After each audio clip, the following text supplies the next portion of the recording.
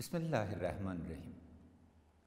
ګرانو وطنوالو، محترم خویندو ورونو، موږ غواړو چې د سولې فرصت چې د ټولو افغانانو غوښتنه ده رامنځته کړو.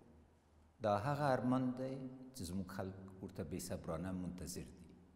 موږ نیت او کلکه اراده لرو چې د سولې بندې دروازې به خلاصوو. د سولې په برخه کې د امریکا د متحده ایالاتو کوښښونه زموږ د سولې د برنامې یوه برخه ده چې مالکیت د افغانستان د اسلامي جمهوریت تر چتر لاندې دی. موږ سوله ژر غواړو، په سرعت غواړو، خو په تدبیر غواړو. تدبیر ځکه مهم دی چې بیا پخواني تیروتنې تکرار نشي. هغه اشتباه چې د شهید داود خان په وخت کې وشوه دا وه چې د سیمې له سیاست څخه حکومت خبر نه و او د همدې بېخبري په نتیجه کې د ثور د اوومې فاجعه رامنځته شوه. دا اشتباه باید بیا تکرار نشي. هموطنان عزیز، ما به خاطر به تدبیر تأکید میکنیم که از تجربه زمان دکتر نجیب الله آگاهی کامل داریم. ما همه میدانیم که با او چگونه فریب داده شد. ملل متحد به وی تأمین صلح داده بود، اما متاسفانه به فاجعه انجامید. من به حیث یک مسئول و رهبر منتخب 35 میلیون افغان از نقش فعلی منطقه و جهان آگاهی دارم و این را نیز میدانم که خطرها و تهدیدات احتمالی بعد از موافقه صلح کدام ها هستند. هر افغان صلح میخواهد. بر اساس همین خواست مردم من از روز اول حکومت خود تا امروز برای برآورده شدن این خواست مقدس ملت کار کردم. نباید فراموش کنیم که قربانیان جنگ افغان‌ها هستند. بنابراین ابتکار صلح نیز باید به دست افغان‌ها باشد. روان جګړه کې افغانان هم په هوایي بریدونو کې وژل کېږي او هم په ځمکني جنګونو کې. هیڅ افغان ته د منلو نه ده چې د سنګین په څېر دردونکې پیښې بیا بیا تکرار شي.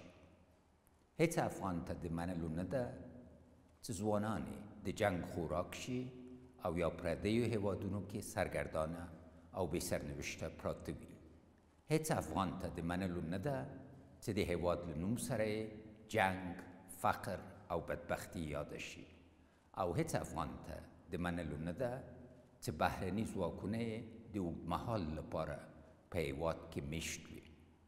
هیچ افغان نمیخواهد در شفاخانه، در مکتب، در مسجد و پارک با انتحاری روبرو شود. موږ کلکه اراده لرو چې د سولې په ټینګېدو سره به د تاریخ دا تور فصل چې 40 کلن جنگ دی بدلوو او د پخلاینې، آبادۍ، ترقي او په خپلو پښو ولاړ افغانستان نوی فصل به پرانیزو. خویندو او ورونو، موږ د ځینې هیوادونو د انزوا او د ځینې هیوادونو د مرستو جلبولو طرحه د تیر کال په عمل کې د امریکا دولت ته وړاندې کړه. د دغې طرحې مثبت نتایج موږ نن هره ورځ ګورو. د تروریزم د حامیانو له منزوي کېدو څخه تر اوربنده او بیا ملت ته د سولې د پلان د وړاندې کولو پورې دا ټول هغه ابتکارات او اقدامات دي چې د افغانستان د اسلامي جمهوریت دولت لخوا ترسره شوي دي چې د افغانستان د 40 کلن بحران د ختمولو په لار کې سابقه نه لري. په افغانستان کې د بهرنیو ځواکونو حضور د یوې دوه اړخیزې او نړیوالې پرېکړې په اساس دی. هیڅ افغان نه غواړي چې د دوی په خاوره کې بهرني ځواکونه د اوږدې مودې لپاره پاتې شي. خو اوسنی حضور د یو ضرورت په اساس دی او په دې ضرورت همیشه غور شوی او کېږي چې د بهرنیو ځواکونو شمیر باید څومره وي او موږ هڅه کوو چې دغه شمیر د یو منظم پلان په اساس 0 ته راټیټ شي. د پایدار سولې د رامنځته کولو لپاره موږ واضح پلان او تګلاره لرو. تعهد ما این است که صلح را تأمین میکنیم و جلو هر نوع فاجعه احتمالی و انپاشی را میگیریم. اما ارزش‌هایی وجود دارد که غیر قابل بحث است.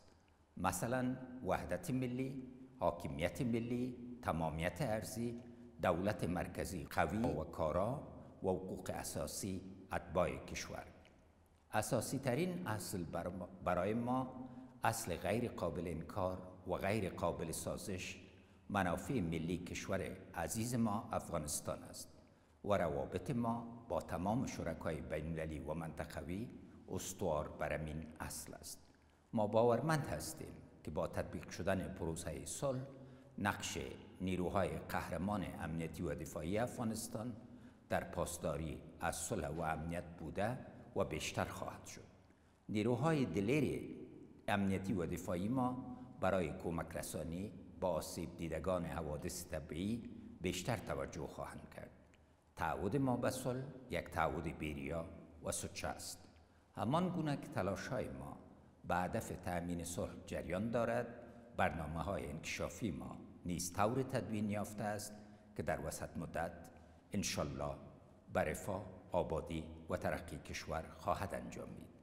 تنها دولت قوی و کارا متضمن واقعی عزت هر افغان است و ملت عظیم افغانستان روی این اصل اجماع مستحکم دارند. وارم په وضاحت سره ووایم ځکه د طالبانو لخوا روانه جګړه نه وای، د میلیونونو افغانانو ژوند به هوسا وای او موږ به خپلې ملي انکشافي پروژې تطبیق کړی وای. نو طالبان دوه انتخاب لري، یا به د افغانستان عظیم ملت سره په یو غږ یو ځای کیږي او یا به د پردیو د اهدافو د تطبیق وسیله ګرځي.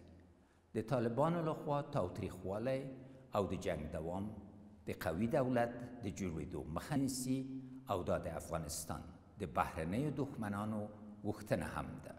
زه په طالبانو غږ کوم چې د پردیو له شومو پلانونو راووځي، خپله افغاني اراده تمثیل کړي او د افغانانو غوښتنو ته لبیک ووایي او دولت سره جدي مذاکرات پیل کړي. یشسن افغانستان، زنده باد افغانستان، ژوندی دې وي افغانستان.